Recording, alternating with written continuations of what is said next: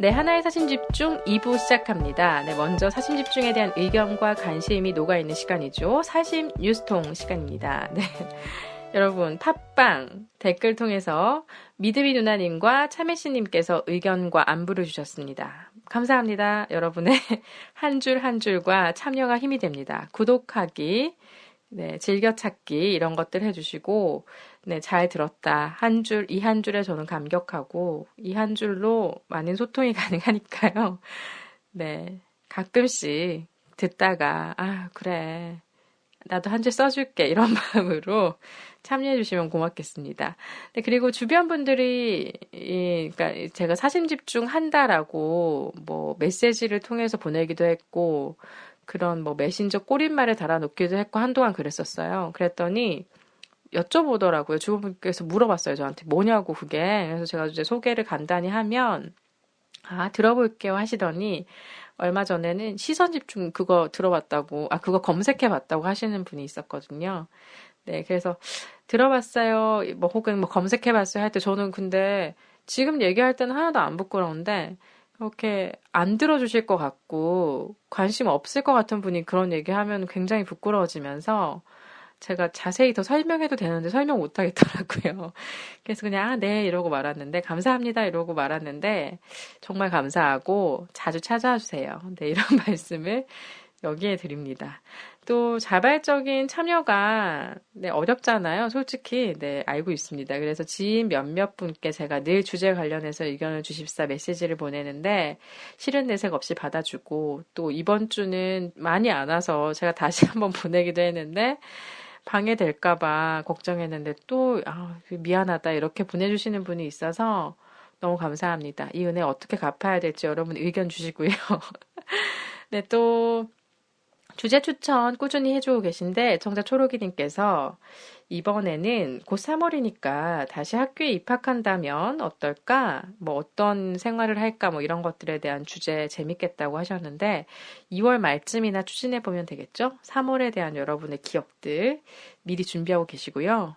또 감기 걸려서 업데이트가 계속 늦게 되는 거냐? 목소리 걱정해주신 분들 고맙습니다. 네, 감기가 네, 오늘 오프닝에서 말씀드렸듯이 제가 재발을 했어요. 감기 나았다 이러면서 막 신나게 녹음하고 바로 알아 누웠거든요. 그 다음 날부터인가? 그래서 또 설 연휴도 그렇게 보내고 참 그러다가 또 다시 좀 살만해졌는데 또 어떻게 될지 모르겠어요. 그래서 너무 기뻐하지 않기로 했습니다. 네. 여러분도 몸 관리 잘하시고 요즘 감기를 앓으시는 분들이 너무 많더라고요. 알아눕고 저도 알아누웠어요. 이게 몸살 감기처럼 와서 다 아프더라고요. 그쵸? 여러분 조심하시고 초기에 잡으시고 저도 병원은 못 갔어요. 이번 감기 때 약국만 계속 갔는데 네, 꾸준히 따뜻함을 많이 드시고 네. 몸 관리 날씨가 좋았다가 나빴다가 하니까 관리 잘 하시기 바랄게요. 그리고 10회 주제 다음의 주제는 제가 지난해에 미리 말씀드렸는데 사심 나누이 분께서 제안해 주신 것 중에 하나를 이어서 해볼까 합니다. 아직 저희 사심 집중이 몇 회 진행이 되진 않았지만 그동안 사심 집중을 들으면서 여러분께서 기억에 남으셨던 게 하나 정도는 있을 거 아니에요? 없나요? 네, 이 9회 정도 했는데 하나도 없으면 제가 반성을 해야 될 것 같고 그래서 기억에 남으셨던 것에 대한 얘기를 풀어주시면 됩니다. 이름하여 사심 집중을 말하다입니다. 그래서 뭐 재밌었던 거나 아니면 너무 재미없어서 기억이 났다거나 아니면 이게 너무 웃겼다. 이 사연이 웃겼다. 아니면 뭐 사심지기 저의 이런 얘기가 웃겼다. 아니면 그 녹음하면서 뭐 그 상황들이 웃겼다. 다 좋거든요. 아니면 내가 사심 집중을 들으면서 뭐 발생했던 어떤 사건이 웃겼다. 뭐 다 좋아요. 아니면 뭐 싫었다. 뭐 다 좋습니다. 어떤 의견이라든지. 아니면 몇 회 듣지 않았다면 난 몇 회 듣지 않아서 모르겠다. 뭐 이런 것도 좋고 혹은 정말 듣지 않으신 분이었다면 그냥 앞으로 사심 집중해서 이런 거 했으면 좋겠다. 네, 다양한 의견 좋습니다. 그래서 사심 집중을 말하다 2월 23일까지 여러분의 얘기를 받아보겠습니다. 이번에도 정말 적극적인 참여가 필요하네요. 여러분들 참여 부탁드립니다. 사심 집중을 말하다.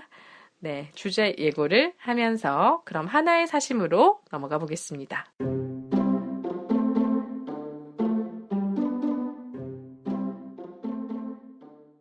네, 하나의 사심 시간입니다. 네, 저의 취미. 뭐가 있을까요? 네. 요즘 제 취미가 뭐가 있을지 저도 돌아봤습니다. 일을 할 때는 정말 여유가 없어서 못했던 것들 제가 하고 있는데, 처음에는 너무 달콤했어요. 취미가 일상이 되니까 정말 달콤한 거예요. 그런데 제가 오늘 서두에 심심하다고 말씀드렸잖아요. 그래서 근데 좀 길어지니까 시큰둥해지기도 하고 좀 심심해지기도 하면서 그러다가도 다시 감사해 하면서 시간 부자 노릇을 하고 있습니다. 네, 취미를 하나씩 풀어볼게요. 네, 먼저 요즘 취미는 팟캐스트 듣기입니다. 혼자 있으면 굉장히 심심하잖아요. 그래서 걸을 때나 집에서 청소할 때나 가만히 있을 때나 틀어놓으면 좋은 것 같아요. 예전에는 정말 라디오를 많이 들었었거든요. 라디오를 항상 틀어놓고 집에 있으면 뭐 그랬는데 요즘은 좀, 네, 그냥 음악보다 팟캐스트 주로 듣고 라디오보다 팟캐스트 듣고 이렇게 됩니다. 이러다가 또 라디오 듣는 시즌도 있고요. 근데 지금 겨울 시즌부터는 아마 팟캐스트를 제가 주로 듣고 있는 것 같고, 제가 요즘 주로 듣는 팟캐스트는 노유진의 정치 카페, 그리고 지적 대화를 위한 넓고 얕은 지식, 지대 널얏이라고 하죠. 또 심리 상담 방송 참나원 시즌 3, 익숙한 새벽 3시, 고정적으로 자주 듣고 있고, 여기에 하나의 사심 집중도 모니터링을 위해서 들어보고 올리지만 다시 듣기도 합니다. 다시 들으면서, 아, 내가 잘못했구나. 반성을 하지만 나아지진 않는 것 같아요. 어쨌든 그렇고요. 예전에 한참 이제 뭐 여름, 뭐 이때까지는 송은이 김숙의 비밀보장 매번 기다리면서 들었어요. 초반에, 아주 초반부터 중반까지 들었는데 최근에는 안 듣게 됐고, 추워지면서부터 안 듣게 됐어요. 근데 막 웃음이 필요할 때 정말 들으면 좋았는데 요즘은 웃음이 별로 고프지 않은가 그렇진 않은데 그렇습니다. 또 이외에도 가끔 김어준의 파파이스, 벙커원 특강, 법률스님의 증문즉설, 이동진의 빨간 책방, 요즘은 팟캐스트 시대, 유혹하는 책 읽기 등을 듣습니다. 좋은 팟캐스트 있으면 언제든지 추천해주세요. 저는 팟캐스트 듣기도 취미고 팟캐스트 만들기도 취미라고 할 수 있겠죠? 네. 그리고 취미 특집, 지금 팟캐스트 얘기 나온 김에 이 지대 너잡, 지적 대화를 위한 넓고 얕은 지식, 이 팟캐스트에서 예전에 취미 특집을 했더라고요. 이 진행하는 네 분의 취미에 대해서 들을 수가 있었는데, 주제가 신기했어요. 게임, 그리고 천연 화장품, 빨래, 주식, 이런 것들이 취미래요. 그래서 빨래가 취미인 분 저 처음 봤는데 그런 분들 많나 보더라고요. 천연 화장품을 직접 만들어 쓰는 취미, 주식을 해본 경험, 주식의 취미, 결국은 주식하지 않는 게 좋다라는 결론으로 났지만 어떤 이런 얘기들 들으면서 공감하면서 재밌게 들을 수 있었는데요. 취미의 세계가 정말 다양하구나. 그냥 우리가 일상에서 하는 것도 취미라고 할 수 있구나라는 걸 다시 한번 느꼈습니다. 네, 또 진부하지만 제가 사랑하는 취미는 독서입니다. 네, 예상하셨죠? 제가 뭐 맨날 책 얘기하고 이러니까. 그 중에서도 저는 책을 읽으면서 노트에 좋은 글귀를 메모하는 시간을 사랑하는데요. 책과 노트를 들고 카페에 가서 커피나 차를 마시면서 계속 손을 움직이면서 책 읽는 거 좋아해요. 뭐 카페 아니고 집에서 읽을 때도 저는 그렇게 주로 하고요. 네. 지난달에는 제가 꼬부랑 글자를 좀 보느라 독서를 게을리 했었는데, 이번 달에는 심심하다를 외치면서 차근차근 다시 책을 펴보게 되니까 좋더라고요. 마음이 왈랑왈랑 거렸습니다. 사두고 읽지 않은 책들, 여러분도 많으시죠? 저도 많은데, 이걸 좀 처리해보자라는 일념으로 어제는 제가 정혜윤의 사생활의 천재들이라는 책을 다 읽었습니다. 하루 만에 읽은 건 아니고 한 뭐 2, 3일 쪼개서 읽은 것 같은데요. 좋았어요. 사람들의 얘기를 제가 좋아하는구나 알게 됐고, 가슴 뭉클한 부분도 있었고, 코끝이 찡해지면서 눈물이 나오는 이런 주책 같은 부분도 있었습니다. 근데 오늘 다시 보니까 슬프지 않던데 어제 갑자기 그냥 슬펐던 이유는 기분 탓이겠죠? 네, 제 감성이 아직 살아있구나 확인했고, 독서와 더불어서 카페 탐방 좋아하고요. 카페 투어 좋아합니다. 요즘은 아이디어가 근데 통 없어요. 동네 커피집 좋아하긴 하는데 좁기 때문에 오래 앉아있으면 또 회전해야 되잖아요. 그래서 동네에 작은 커피숍 좋아하는 곳은 테이크아웃 용으로 가고 주로 가서 뭐 작업을 해본 적이 없어서 한번 도전해볼까 하다가도 또 움츠려 들게 되고 그래서 또 프랜차이즈를 가게 되고. 근데 저희 동네에는 큰 프랜차이즈가 없어서 뭐 그러면 다른 동네로 걸어가고 이런 패턴이 계속되고 있습니다. 네. 그리고 신체를 움직이는 취미는 산책과 108배입니다. 네, 전 앞에 말씀드렸듯이 어디든 걷는 걸 좋아하는데요. 이 동네에서 가까운 넓은 공원, 말씀드렸듯이 보라매 공원입니다. 그래서 몸이 너무 찌뿌둥하거나 광합성을 좀 해야겠다 싶으면 보라매 공원에 가는데 최근에도 몸이 내내 골골대다가 그래도 광합성을 해야겠다 마음 내서 공원 곳곳을 보고 트랙을 걷다가 왔는데 굉장히 좋았어요. 그래서 조금 덜 추워지면 좀 더 자주 나가봐야겠다는 생각이지만 제가 가을에도 이 생각을 했었고 그랬거든요. 근데 몇 번 못 갔어요. 계절이 바뀔 때마다 몇 번씩 가본 게 단데 그렇습니다. 그리고 지난해 제가 꾸준히 했던 몸쓰기는 108배인데요. 그러니까 108번 절을 하는 거죠. 네, 그걸 해봤어요. 그래서 한 3달 정도는 정말 계속했어요. 참고. 이 불교에서는 마장이라고 하는데요. 이 유혹을 물리치고 한 100일 정도는 계속했어요. 막 새벽에 일어나서 바로 하고 막 그랬는데 그 뒤로는 게을러져서 생각이 나면 하고 그래서 요즘 거의 안 했어요. 안 하다가 한 번씩 너무 몸이 안 좋아. 근데 밖에 추워서 걷기도 싫어. 이러면은 한 번씩 해요. 마음에 또 평화가 필요할 때. 근데 요즘 좀 막 여러 생각이 많이 들 때 한 번씩 하면은 그냥 개운하고 마음이 좀 편안해지고 하더라고요. 그래서 요즘은 뭐 드물게 하긴 하지만 절하고 나면 땀이 정말 훅 나거든요, 몸에서. 이게 108배를 처음에 하는 데는 제가 한 20분 넘게 걸렸는데 요즘은 뭐 한 15분이면 하는 것 같아요. 그리고 나서 한 10분 정도 명상까지 하면 머리가 맑아지고 그런 느낌이고 이 시간 동안 제가 저를 좀 돌아볼 수 있어서 또 좋다라는 생각이 드는데 아무 생각 없이 머리를 숙이며 낮추는 느낌도 좋은데 뭔가 그냥 뭐 이대로 감사하다 좋다 이런 마음이 계속 들더라고요. 이런 말들 되뇌이면서 마음의 평온을 얻곤 하는 그런 절 운동. 요즘 많이들 하시더라고요. 보면은 뭐 108배 하기 프로젝트 하시는 분도 있고 뭐 종교가 불교이지 않으신 분도 다 운동처럼 하시는 분도 많고 네, 그래서 절을 하는데 그렇게 오랜 시간이 걸리지 않고 그러기 때문에 좋은 운동인 것 같아요. 그리고 많은 공간도 필요하지가 않고 익숙해지면 좋지만 근데 저도 안 하다가 최근에 했더니 허벅지가 너무 땡겨가지고 오래 달리기 하고 다리 아픈 거 있잖아요. 약간 정말 막 로봇처럼 걷게 되는 거. 그 느낌으로 제가 며칠을 살다가 오늘은 또 지금은 또 좋아졌어요. 안 했더니. 근데 이걸 극복하고 계속 하고 나면 안 아픈데 또 안 하다가 하면 또 아프고 해서 또 안 하게 되고 이런 전 악순환을 최근에는 겪고 있습니다만 제게 마음의 평화, 몸의 순환을 느끼게 해준 취미였습니다. 108배. 네, 여러분도 시간 나시면 한번 해보세요. 할 수 있고 좋아요. 네. 그리고 요리는 생존을 위해서 제가 쉬면서 밥을 매번 사 먹을 수는 없고, 일할 때는 뭐, 바쁘다, 이런 핑계로 많이 사 먹잖아요. 집밥에 대해서 엄청 소홀해지다가, 이제 행위 자체가 가끔 좋아지더라고요. 요리하는 행위가. 네, 좋아지기도 하고, 그러다가 또 생존 때문에 하기도 하고, 요즘은 또 생존 쪽인데, 요즘 빠져있는 요리는 전자레인지로 하는 계란찜이에요. 그래서 계란 후라이를 전 주로 해 먹다가, 이 계란찜을 전자레인지도 할 수 있는지 몰랐거든요. 근데 그 세계를 발견하고 자주 해보곤 하는데 좋아요. 근데 물의 양이 되게 중요해서 계란 양만큼 물을 넣어야 되는데 물 조금이라도 많이 넣으면 넘치더라고요. 그래서 네, 가벼운 요리의 세계 좋아합니다. 그리고 냉동실에 막 쌓아둔 것들 좀 처분하기 위해서 열심히 네, 가벼운 요리의 세계를 즐기고 있습니다.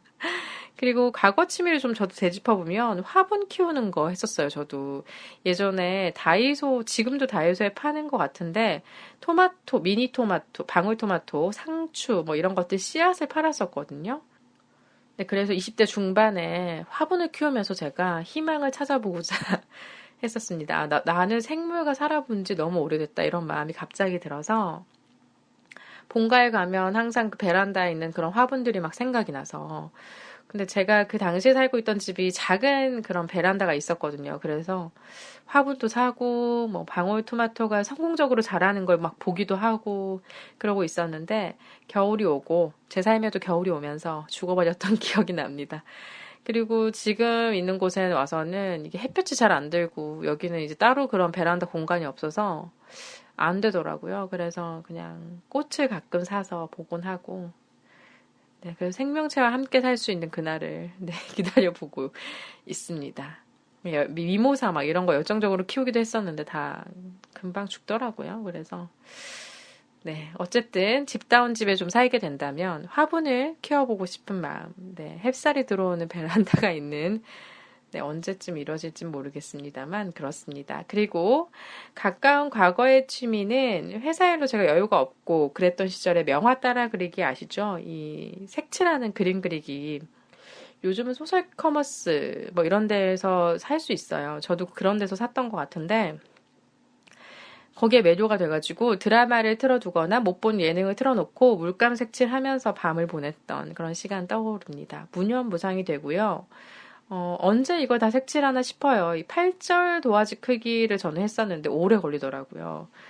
또 난이도가 있는 그림을 하면 인내를 참 많이 해야 되고 색칠을 많이 해야 되기 때문에 그래서 평일에는 못하지만 뭐 주말 앞둔 뭐 밤이라든지 이럴 때 하면은 집중이 되고 마음 편해지고 좋더라고요. 하지만 어깨가 아프고 네, 그런 단점이 있긴 합니다만 좋습니다. 어쨌든 예, 지금의 취미와 과거의 취미를 제가 돌아봤고요. 미래의 취미는 네, 차차 저는 생각해 보도록 하겠습니다.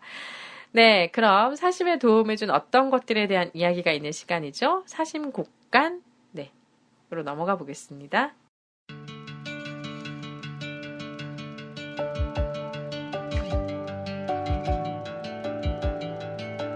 네, 사심에 도움을 준 어떤 것들에 대한 얘기를 나누는 시간입니다. 사심곡간인데요.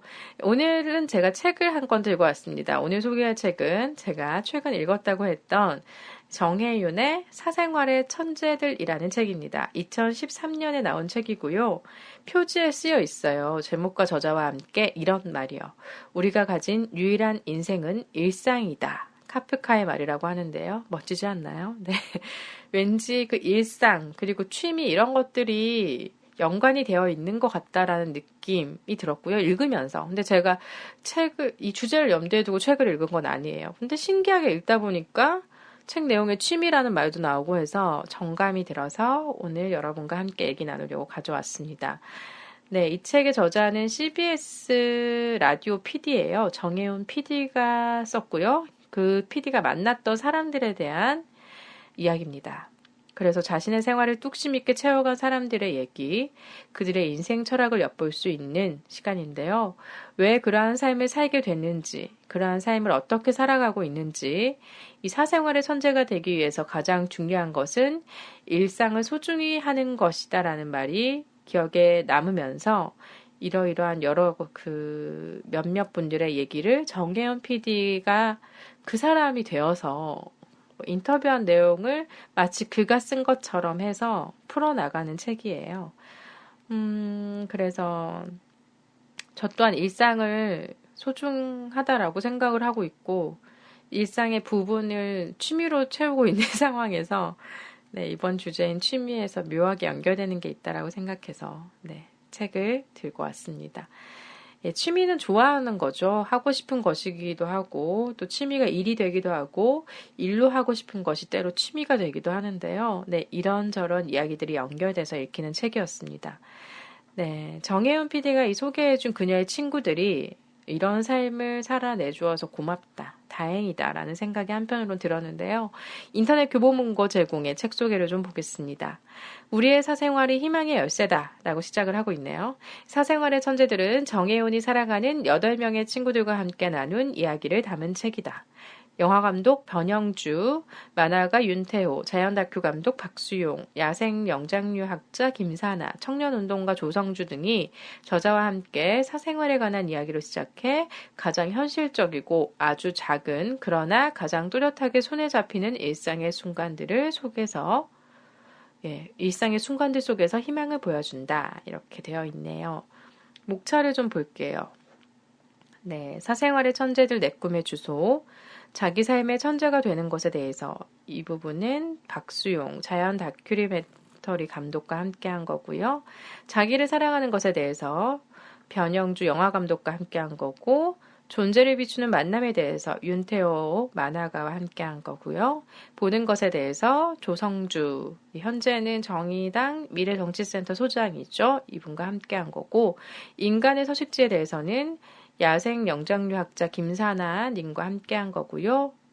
네, 또 말하기와 듣기에 대해서 엄기호 사회학자와 함께한 거고, 불안에 대해서는 홍기빈 정치경제학자와 함께한 거고요. 우리라는 별자리에 대해서 이 부분은 정병호 천문인마을 천문대장과 함께한 겁니다. 네, 이렇게 8분의 친구들과 이야기를 풀어나가는데, 네, 저자는 우리에게 희망이 있고 미래가 있다면 그것은 우리의 사생활에서 시작이 될 것이다 라고 얘기하면서 사생활에 주목을 합니다. 네, 제가 사심에 주목을 하는 것처럼 엮어볼게요. 네, 자신의 아픔과 절망과 욕망에 몰두할 때가 아니라 반대로 끊임없이 다른 사람의 말을 듣고 보고 궁금해하고 관심을 가질 때 내가 진짜 말하고 싶은 것을 말하는 영화를 만들 수 있음을 배운 변영주 감독, 또 선천적인 피부병 때문에 내가 나로 태어난 이유는 무엇일까 끊임없이 질문했던 윤태호 만화가죠. 네, 이분들 등이 이야기하는 사생활에 대해 들어보면서 우리는 그 자체로 미래고 희망이고 에너지가 될 수 있다라는 깨달음을 얻을 수 있다라고 소개가 되어 있는데 그렇습니다. 네. 그래서 제가 따라 적은 문장들, 저는 책을 읽을 때 항상 뭘 따라 적는다고 했잖아요. 굉장히 많더라고요. 그래서 조금 줄여서 나눠야지 하면서 줄여서 받아서 다시 제가 타이핑을 했는데도 굉장히 많네요. 네, 그래서 좀 나눠보겠습니다. 따라 적은 문장들, 사심국간의 사생활의 천재들, 어떤 문장들을 제가 가져와 봤냐면요. 네, 먼저 프롤로그 부분에 있는 문장입니다. 인간은 수많은 사람으로 태어나 한 사람으로 죽는다는 말이 있지. 우리 안에는 우리가 쓰지 못한 힘, 탐험하지 못한 모습, 발견하지 못한 보물, 미처 능력을 드러내지 못한 자아들이 넘쳐나고 있어. 우리는 그중 최악의 것이 아니라 최선의 것을 끄집어낼 수 있게 서로 도와야 해. 이런 말이 있고요. 우리는 살고 있는 나와 살아보지 못한 나를 다 거느리고 미래를 향해 여행 중이야. 미래의 우리는 누가 될지 알 수 없지만 한 인간이면서 동시에 무엇인가의 대표자가 될 거야. 그리고 이런 부분도 있네요. 그들은 자기 삶에 던져진 질문에 대한 하나의 대답으로 존재한다. 그들은 자기 삶의 문제를 직면하는데, 그것을 푸는데, 그것에서 보편성을 보는데 천재적이다. 즉 그들은 삶의 태도에서 천재다. 네, 그 정혜윤 PD가 본 이 책에 함께한 이 친구들에 대한 묘사인 것 같죠? 또 그들은 어디에도 기록될 것 같지 않은 역사 바깥의 시간 속의 천재들이다. 그들은 매일 반복되는 시간, 자신의 기억 속에서는 결국 흐릿해질 시간을 살아내느라 뜨거운 열정을 퍼붓는다. 네. 그들은 다시 시작함에서 천재다. 누군가는 말했다. 회복기 환자처럼 살고 싶다고. 그리고 다시 시작한다는 것은 매분 매초 다시 시작하는 것이다. 그들은 하나뿐인 자신의 무기가 뭔지 알고 있다. 바로 자기 자신이다. 자기 자신을 무한히 활용한다. 자기 자신의 삶을 제대로 한번 살아보기 위해서 그들은 먼 미래에 자신에게 주어질 최대 행복을 생각하지 않는다. 그들은 지금 여기의 생활 속에서 충만해지는 최소 행복을 생각한다. 네, 지금 여기. 제 마음을 항상 두드리는 말인데 여기에도 있어서 가져와 봤습니다. 그래서 박수용 호랑이 다큐멘터리 감독, 제가 그냥 호랑이 다큐멘터리 감독이라고 정리했는데 이 자연 다큐 찍으시는 분인데요. 이분에 대해서 자기 삶의 천재가 되는 것에 대해서 이분의 이야기에서 좀 공감이 갔던 것, 나는 지금까지도 속으로 외칩니다. 변두리로 가라. 네, 그리고 우리는 인생에서 이룬 것이 중요하다고 생각하지만 그보다는 인생 전체가 중요하다는 것. 매일매일 불행하다가 어느 한순간 찬란하게 행복해지는 것도 아니라는 것. 나는 뼈 한 조각을 보면서 보람이란 것을 어떤 핵심적인 것, 본질적인 것에서 찾아야 한다고 생각했습니다. 네, 그리고 이 세상은 경쟁이 너무 치열합니다. 우린 그럼 어쩔 수 없지 하면서 그 안에 들어갑니다. 그러다가 있습니다. 내가 원래 뭘 하고 싶어 했던가 이것을 잊습니다. 나는 선택을 해야 할 때마다 오솔길과 변두리의 철학을 생각합니다. 네, 또 영원히 지속될 어떤 것이 중요한 게 아니라 지금 여기를 영원처럼 사는 것이 중요합니다. 나는 그걸 호랑이를 관찰하며 배웠죠. 그걸 도시의 삶을 전부로 여기며 살아가는 사람들에게 보여주고 싶었던 것입니다. 네. 이분이 찍은 다큐멘터리 보고 싶다는 생각이 들었고요.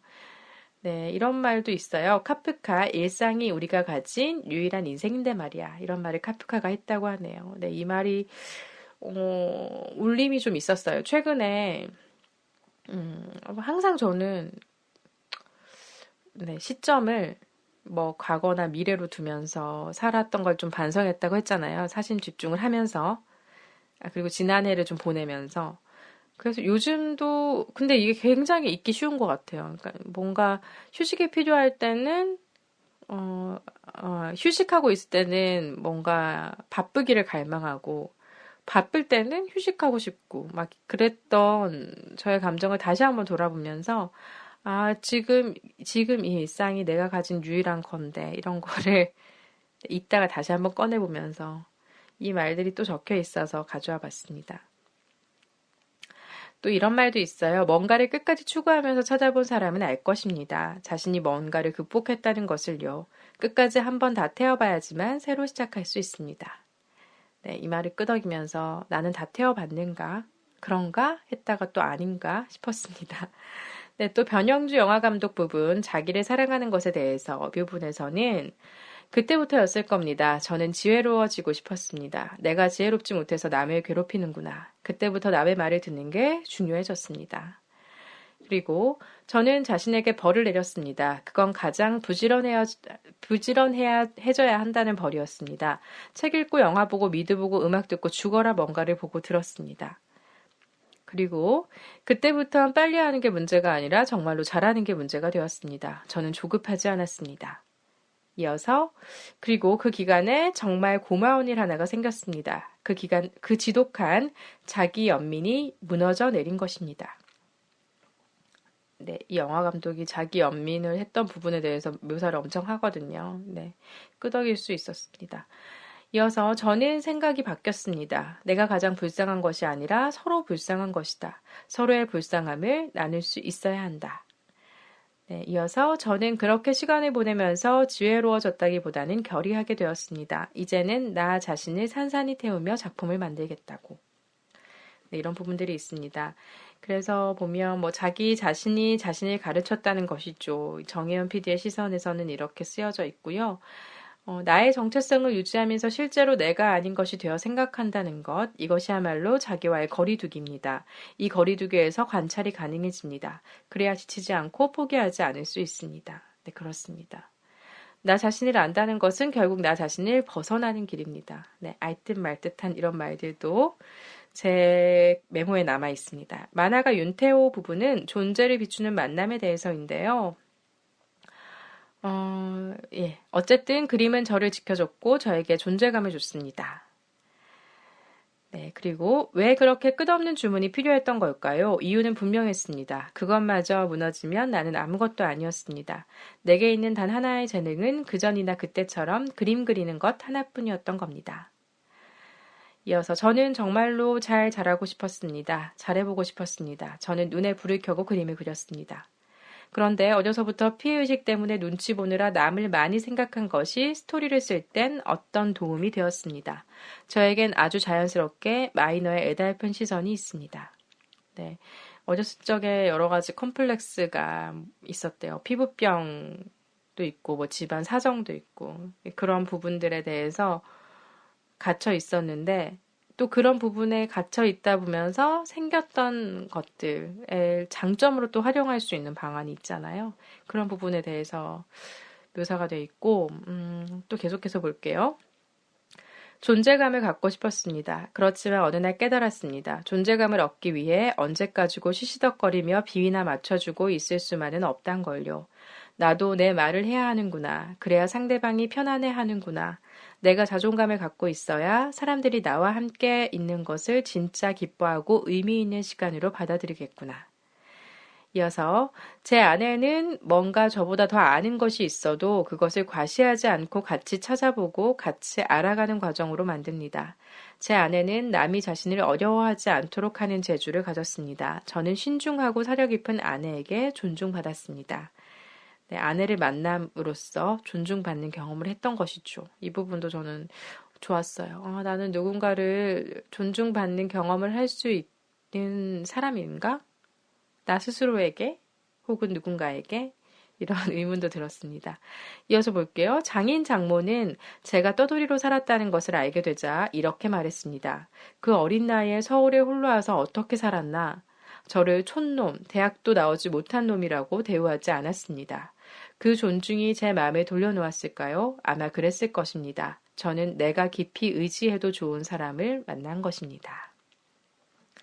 네, 좋은 만남을 가졌던 것이죠. 네, 그리고 만화는 그런 제가 혼자서만 갖는 유일한 확신이었습니다. 어쩌면 나도 그렇게 수치스러워하며 살지 않아도 되는 인간일지 몰라라는 유일한 확신이었습니다. 그리고 나의 인물들은 뭘 공유하고 있나? 저는 그것을 단서로 그렸습니다. 이어서 저는 제가 운이 좋다고 생각합니다. 제가 운이 좋다고 말할 때 그 의미는 어떤 사람이 어떤 사람을 만나느냐의 문제를 말하는 겁니다. 제겐 기쁜 만남이 많이 있었습니다. 이어서 저는 만화로 이젠 뭔가에 기여하고 싶어집니다. 그것은 제가 잘 아는 마이너의 세계와 관련된 일일 겁니다. 네, 윤태호 만화가의 시선, 네, 그의 삶, 존재를 비추는 만남들, 그를 천재로 만들어 주었군요. 네. 읽으면서 저도 예전에 프로그램 힐링 캠프였나요? 출연하시면서 대충의 얘기는 들었었는데 글로 다시 보면서 이런 시절이 있었구나. 네, 곰곰이 볼 수 있어서 좋았어요. 네, 또 정혜은 PD 시선에서 이런 얘기들이 있어요. 그런데 곰곰이 생각해보면 자기의 길을 찾아낸 사람들에게 공통점이 있습니다. 궁극적으로는 그걸로 뭘 하지라는 질문이 없는 겁니다. 그냥 자연스러운 것이었다고밖에 설명 못합니다. 게다가 누구랑 비교해서 자신의 길을 결정하는 것도 아닙니다. 네, 이 부분을 보면서 그렇구나. 네. 나는 나는 어떻게 생각해야 하지? 이렇게 좀 의문을 가지게 됐어요. 돌아보게 됐어요. 네, 어렵습니다. 이어서 우린 보통 확신이 있어야 움직인다고 생각합니다. 그러나 움직임은 확신이 아니라 질문에서 나옵니다. 나는 왜 이렇게 태어났지? 나는 왜 이런 삶을 살고 있지? 이 몸으로 이 세상에서 나만이 할 수 있는 일은 무엇이지? 이것이 자유의 질문입니다. 사람에게 자유를 주는 질문입니다. 그렇습니다. 저에게도 이런 질문의 시간 계속되고 있습니다. 네, 인간의 서식지에 대해서는 영장류학자 김사나 연구원에 대해서 이제 얘기를 쓴 건데요. 이분은 인조적인 인터페이스, 스마트폰에 익숙하지 않은 것이 저의 경쟁력이라고 생각하는 분이고요. 자기 것에 사로잡혀 있지 않거나 자기 것을 갖고 있지 않아야 딴 걸 볼 수 있습니다. 생물은 매일매일 인풋이 필요합니다. 이런 부분도 있고 저는 전문가라기보다는 사랑하는 사람이 되고 싶었습니다. 라는 부분도 인상적이었고요. 저에겐 항상 미래에 대한 계획이 없었습니다. 계획을 인조적으로 만들어간다. 이것이야말로 나답지 않은 것이라고 생각했습니다. 그 미래 완료형 때문에 희생을 치르는 것이라고 생각했습니다. 네, 이분도 이랬대요. 생물학의 공통점에 대해서 말하고 차이점에 대해서는 말하지 못한다고 할 수도 있는데 그런데 저는 그 따로 노는 한 놈에게 마음이 더 가는 겁니다. 쟤는 왜 그럴까? 그래서 기존의 데이터 중심의 정량적으로 합리적인 과학에 투신하지 않기로 결심했다라고 하고요. 인간 한 명 한 명에게도 이 도시에 잠깐 쉬어갈 곳이 필요합니다. 이것을 마이크로 하비타트, 미소 서식지라고 부를 수 있습니다. 이런 부분이 있고 뒤이어서 이제 정희훈 PD가 시선으로 또 얘기한 것들을 보면 이 부분이 좀 와닿았는데요. 인생 별거 아닙니다. 밥상에서 자기 자리를 조금씩 좁혀서 같이 앉는 겁니다. 너도 같이 먹자 그러는 겁니다. 한번 드셔보실래요? 이렇게 말하는 겁니다. 네, 그렇죠. 인생 별거 아닙니다. 밥상에서 내 자리를 좁혀서 같이 앉는 거, 이 말이 참 좋았어요. 우린 너무, 네, 이런 시간이 적지 않나? 네. 이런 생각에 빠져보았고요. 우리는 모두 같은 시대에 태어나 같은 땅에서 살고 있다는 점에서 이미 아주 커다란 한 식탁에 앉아있는 셈이라고요. 우린 옆에 같이 앉아 밥을 먹는 사이인 거죠. 그렇죠. 사회를 경험하는 것은 사실 한 사람 한 사람을 통해서입니다. 네, 이렇게 또 사람의 소중함을 알아갑니다. 또 보는 것에 대해서 이 편은 네, 조성주 청년 유니온 전 정책기획실장이고요. 현재는 정의당 미래정치센터 소장이죠. 네, 조성주 이분의 얘기도 공감이 많이 갔어요. 더 이상 이렇게 살면 안 돼. 이 상황을 접어야 해. 그 목소리는 제 맘속에서 들려오는 것이었습니다. 제 맘속에 간절하게 말하는 목소리가 하나 있었던 거죠.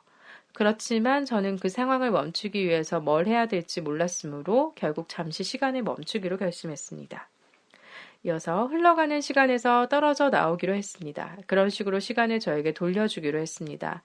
저에게 시간을 한번 줘보기로 했습니다.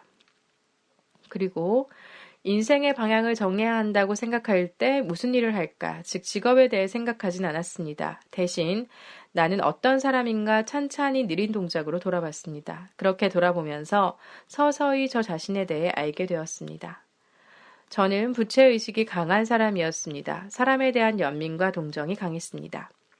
이어서 저에게도 가난 때문에 원하는 일을 하지 못한 온갖 기억들이 있습니다. 그리고 군대에서 나는 어떤 사람인가를 탐구하다가 결국 나는 슬픈 사람들에게 다가가 말을 거는 사람이란 데에 생각이 미쳤습니다. 저의 가장 자연스러운 행동들은 바로 그 부분에서 나왔던 겁니다. 그래서 슬픈 사람들을 위해서 사회구조를 바꾸는 일을 하는 게 제일 좋겠다는 생각이 들었습니다. 이어서 세상이 망하고 나라가 망하는 것을 보면서 세상이 무섭다는 것을 트라우마로 가슴에 품고 있는 겁니다. 이쯤 되면 누구나 조심해야지, 빨리 안정돼야지라고 생각할 수밖에 없는 것입니다. IMF, 그게 바로 지금의 우리들을 만든 공통의 경험이었죠. 학점 경쟁은 치열하고 한 번 밀려나면 회복은 무서운 것이란 걸 알 때, 한 번 탈락하면 미래가 없다는 것을 알 때, 그 마음속엔 패배주의도 함께 자랍니다.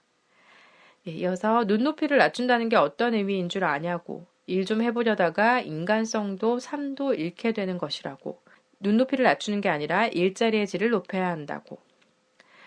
네, 그리고 이 부분은 제가 읽으면서 맥락상 울컥했던 것 같은데요. 다시 이 토막을 볼 때는 별 느낌이 없었는데, 이런 부분들이 계속 쌓이면서 점층적으로 이 부분을 읽을 때 갑자기 막 찡했어요. 이 부분은 그때 학생들이 물었습니다.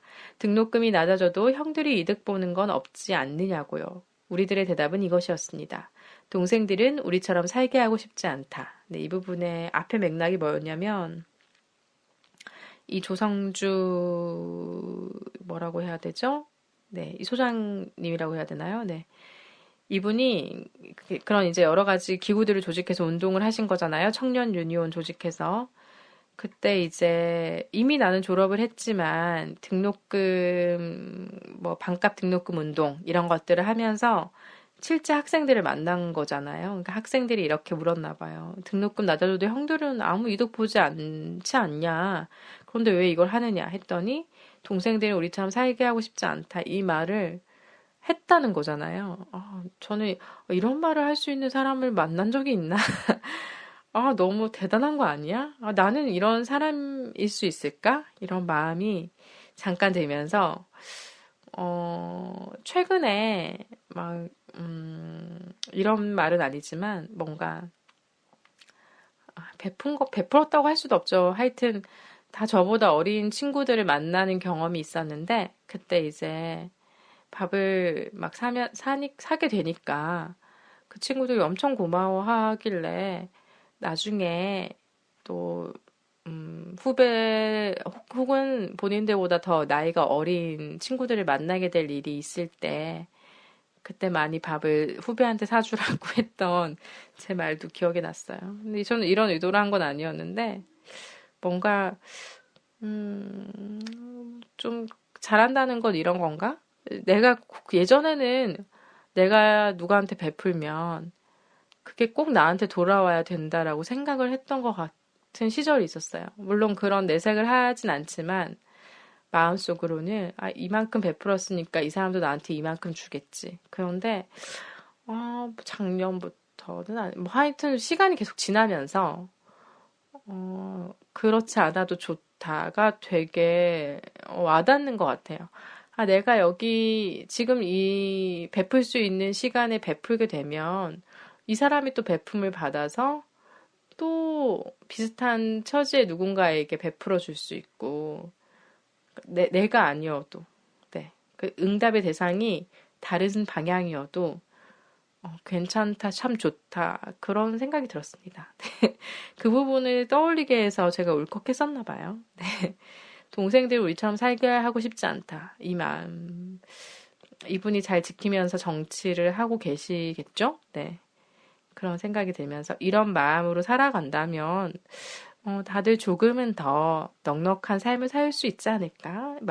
마음적으로, 심리적으로 그런 생각이 들었습니다. 네, 이어서 저희는 아프면 소리 질러라 같이 소리 지르자라고 합니다. 저희들은 그런 바뀌는 게 있다는 걸 증명하고 싶었습니다. 네, 이런 부분들이 있고요. 미래가 현재를 경험하지 못하게 합니다. 그러나 우리가 꿈꾸는 미래는 현재를 경험하지 못하게 하는 미래가 아니라 현재를 다르게 볼 수 있게 하는 현재를 바꾸는 미래여야만 합니다. 미루기는 우리를 이중적으로 아프게 합니다. 현재 우리가 누려야 할 행복을 상실하게 한다는 점에서, 그리고 미래의 행복을 이루기 어렵게 만드는 구조를 그대로 둔다는 점에서 자기 자리에서만 보이는 것들이 있습니다. 네, 이런 부분들이 있는데요. 저는 잘 몰랐어요, 이분에 대해서. 그런데 이 책을 읽으면서 되게 들여다보게 돼서 굉장히 좋은 사람 한 명을 알았구나 라는 느낌이 들었습니다. 그리고 네, 사회학자 엄기호 부분, 말하기와 듣기에 대해서 이 부분은 되지 못한 나가 나를 건드립니다. 이루어지지 않은 꿈이 나를 잠 못 이루게 합니다. 이어서 그래도 우린 어느 날 조심조심 속마음을 털어놓을지 모릅니다. 누구는 꿈을 이루지 못했다고 말할 거고 누구는 꿈을 이루었지만 현실이 된 꿈은 오래전에 열에 들떠 말했던 그 꿈과 달랐더라고 말할 것입니다. 그래도 꿈은 결코 사라지지 않습니다. 다만 꿈은 아주 작아졌을 뿐입니다. 꿈이라고도 말하기 못할 정도로요. 그런 부분이 있습니다. 네, 제가 할 수 있는 위로의 유일한 방법은 너만 그런 게 아니라는 것을 보여주는 것이었습니다. 그러면서 이분이 세계 곳곳을 막 다니셨던 경험이 있는데 이런 부분이 있었어요. 그렇게 다녀본 기간을 한마디로 말한다면 신자유주의가 삶을 어떻게 파괴하는가를 정말 적나라하게 봤던 시기라고 할 수 있습니다. 이어서 세계화는 아주 구체적으로 삶의 터전을 파괴합니다. 저는 세계화는 인클로저 운동이라고 생각합니다. 공장 안에 담벼락을 치는 것입니다. 하면서 우리 삶 곳곳에 담벼락, 벽이 쳐지는 부분들에 대한 묘사가 계속 이어졌는데 정말 들여다보면 그렇구나를 느끼게 됐어요. 그리고 저는 바로 이곳을 지키고 싶었던 겁니다. 이곳이라면 저희가 살고 있는 터전이고요. 또 정말 어렵고 불리한 아이들은 공적인 담론에서 재현이 되질 않습니다. 우리 사회 담론 속에 존재하지 않는 애들이 있는 겁니다. 근데 여기서 다루는 정혜원 PD가 만난 이 사생활의 천재들은 다 이런 부분을 봐요. 자기의 영역에서 자기만 볼 수 있는 부분. 그러니까 많은 미디어가 조명하지 않는 부분, 그리고 주류가 조명하지 않는 부분. 그래서 와닿았던 것 같아요. 이런 부분을 되게 놓치고 살잖아요. 정말 근데 어렵고 이런 친구들이 있다라는 게 미디어를 통해 알려지지만 그 미디어를 통해서도 알려지지 못하는 더 어려운, 정말 아예 괄호처럼 존재하는 것들이 세상에 너무 많다라는 걸 이런 분들이 알려주니까 그게 고마웠어요. 네. 그런 느낌이 저는 들었습니다.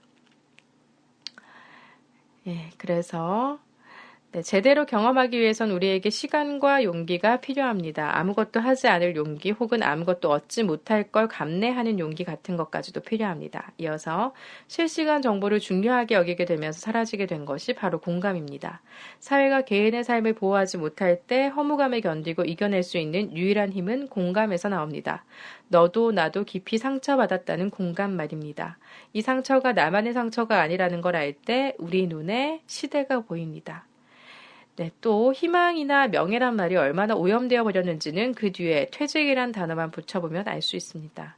네, 그렇죠. 저도 참 일을 할 때 희망 퇴직 이런 것에 대한 얘기들을 쓰면서 참 희망은 참 좋은 말인데, 이걸 왜 퇴직이란 단어에 붙였지?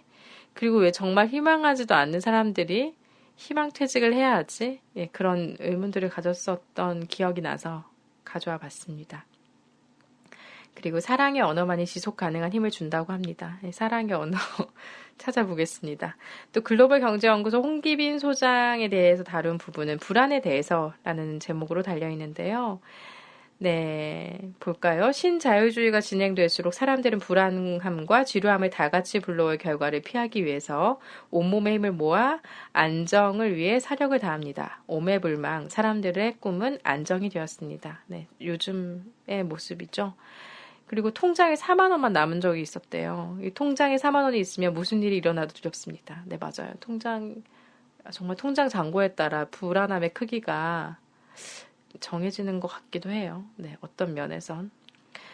네, 또 뭔가가 불안하면 아무런 대책을 세울 수가 없습니다. 불안은 무기력과 무감각을 불러오고 할 수 있는 것이 없으니까 지루해집니다. 이어서 가난이 아니라 무기력이 사람을 무능력하게 합니다.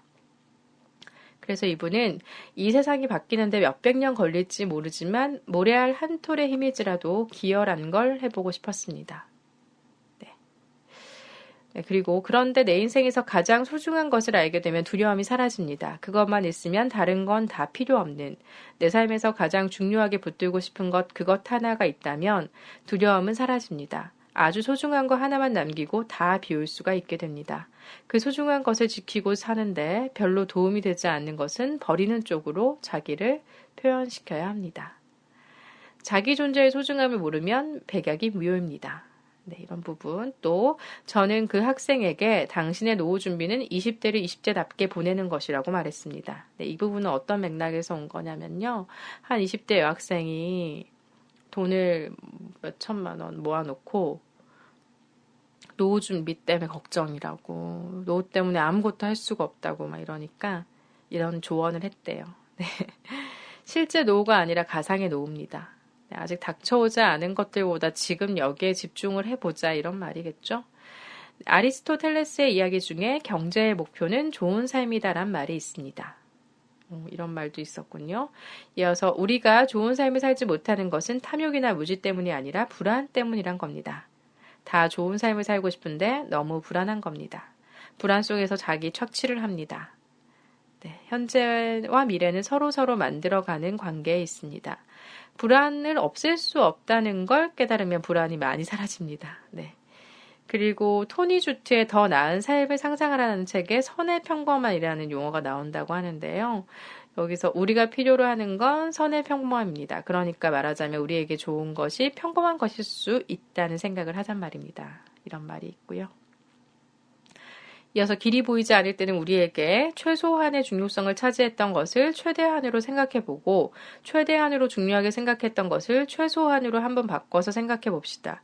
왜냐하면 우리에게 미뤄둔 것들이 있기 때문입니다. 불가능이라고 생각했던 것들을 가능의 자리로 한번 불러보는 겁니다. 그렇습니다. 이런 부분들이 있고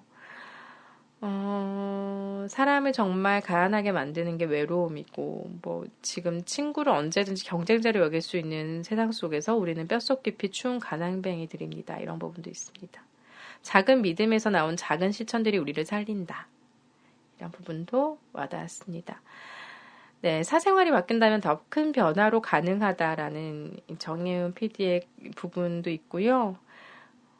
이제 우리는 불안에 휘둘리지 않게 자신의 삶 속에 자율적인 시간과 영역들을 많이 배치해야 합니다.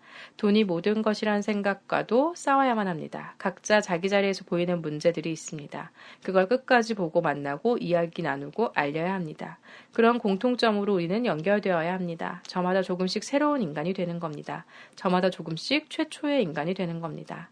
우리 하나하나가 새로운 미래가 되어봅시다. 이런 부분이 있었습니다. 네, 마지막으로 묘사한 분은 우리라는 별자리에 대해서라는 제목, 정병호 횡성 천문인 마을 천문대장인데요. 이분의 부분. 그런데 뭘 배우는 가장 좋은 방법이 뭔지 아세요? 가르쳐보는 것이랍니다. 배우는 사람은 가르칠 수도 있어야 해요. 아무리 어린 학생이라도 더 어린 학생들을 가르칠 수가 있답니다. 네, 학교를 마칠 때까지 별 보기는 그의 취미였어요. 더 보려 할수록 더 볼 수 있게 된다. 이런 부분. 네, 이분은 진짜 별 보기가 계속 취미셨다가 천문대장이 되셨군요. 네. 그는 모든 기대를 내려놓으라고, 휘황찬란한 은하사진 같은 것은 잊으라고, 대신 사소한 것이라도 우리 눈으로 직접 보라고 합니다. 세상 모든 것은 아는 만큼 보이고 계속 더 보려 할수록 더 볼 수 있게 된다는 것입니다. 네, 또 그는 아직도 별은 취미라고 말합니다. 네, 취미에 대해서 나오죠. 저는 그에게 취미란 게 대체 뭐냐고 다시 물어봤죠. 그는 내가 했을 때 즐거운 것, 그걸로 굳이 뭘 이루려고 하지 않는 것, 그 세계에 들어가 끝없이 헤집고 다니고 싶게 하는 것이라고 담담하게 말했던 것 같습니다. 그의 대답은 특별해서 놀라운 게 아니라 그가 대답대로 살고 있어서 특별한 것이었습니다. 이런 부분이 있어요. 네, 이런 식으로 많은 부분들이 있는데 제가 많은 부분들을 읽어드렸지만 더 많은 부분들을 밑줄 긋고 마음에 들으면서 그분들의 일상, 사생활, 그리고 취미에 대해서 엿볼 수가 있었어요. 그리고 그것들이 갖는 의미까지. 네, 그래서 뭔가 보이지 않는 부분을 계속 보고 걸어가는 사람들에 대한 얘기가 마음을 좀 울렸고요. 저도 보이지 않는 뭔가를 좀 보고 말하고 싶었던 시절이 있었고, 그 마음이 나한테 왜 생겼을까 고민하던 시절이 있었는데, 그때를 좀 돌아보게 되면서 지금 오락가락하는 제 마음을 좀 더 또 볼 수 있어서 좋았습니다. 지속되진 못했지만 지속될지도 모르는 그 보이지 않는 것을 보려고 매달렸던 저의 일상들, 그것도 그때의 취미라고 여기고 그런 마음들이 올라오면 왜 그러지 거부하지 말고 난 그랬구나, 그런 사람이구나 하기로 해봤는데요. 네, 오늘 사심곡간 제가 최근에 읽었던 정혜연 PD의 사생활의 천재들에 대한 이야기 나눠봤습니다.